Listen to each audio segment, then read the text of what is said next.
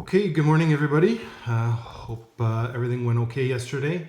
A few people were emailing me and instant messaging me throughout the day with some questions, and that's totally fine and totally okay. So hopefully that wasn't too bad yesterday. Today's is relatively easy and just a few questions coming at the end. All right, so here we go. 4.2, we are going to be relating standard form to vertex form.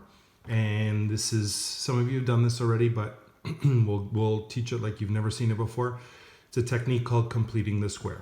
Okay, so what it is to change a function from standard form to vertex form, you use a technique called completing the square.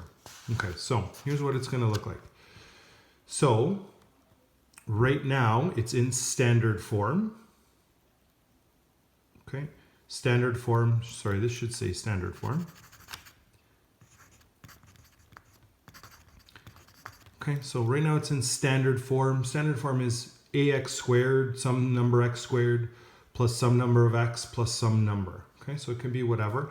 I'm going to stick with, just because we're not live and we're not together, I'm just going to stick with completing the square with simple trinomials. So this is actually really good for you guys, because simple trinomials is much, much easier to do than complex trinomials. So that's all we're gonna do. That's all you're required to do at this point, is these ones with simple trinomials. So here's our example.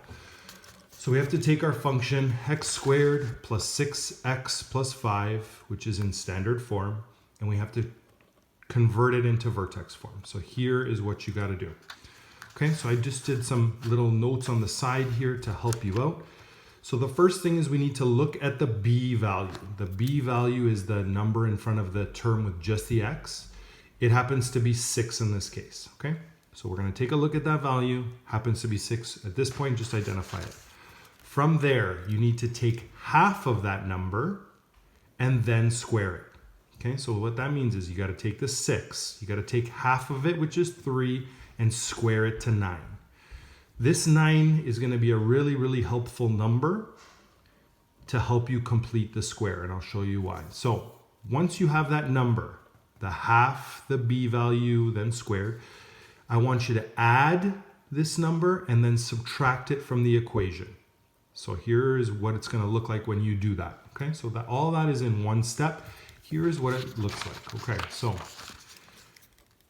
normally the question said x squared plus 6x plus 5. This 9 is going to be really helpful because it's going to help you complete the square. So what you're going to do is you're going to add 9 and subtract 9 to the equation. You might be wondering why the heck we're doing this. We'll see this in a second. So it is the same equation. It's just now got a little bit of a different look. If I add and subtract these, it gives me a value of 0. So I haven't changed the value of the equation, I just changed the look, and there's a reason for it. Okay, so what this adding and subtracting does, it makes the first 3 terms, 1, 2, 3, a perfect square trinomial.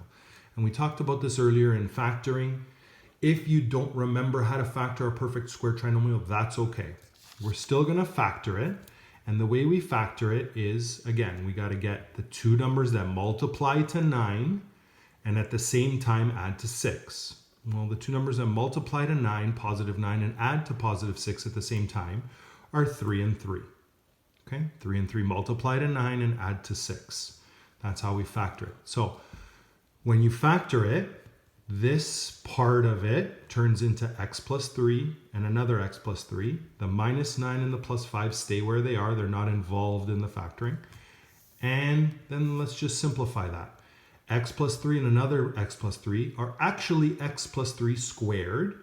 And the minus 9 plus 5 combine or simplify to be negative 4. So now look what we've done. We've taken the equation that was in standard form, way up here, standard form, and we've converted that same equation into a vertex form. And vertex form is helpful because you can identify the vertex, the direction of opening, the right left shift, the axis of the equation, all the other stuff that we did yesterday. Now you can identify it very, very easily. So it's in vertex form, a big yay. You can now go and identify and do what we did yesterday if the question asks you to. Okay? So hopefully that works. We're not doing complex trinomials. You guys are lucky on that one. If and when we get back into the school, we can focus on it then, because it's a little bit more of a lengthy process, and I want to be there to help you guys through it. So for now, this is the basics. This is what we're asked to deliver.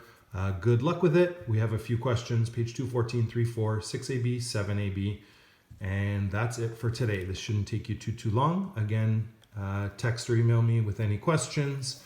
I'll be online, and I'll be happy to help you guys out. Okay? Have a great day, everybody, and we will see and talk to you tomorrow. Okay?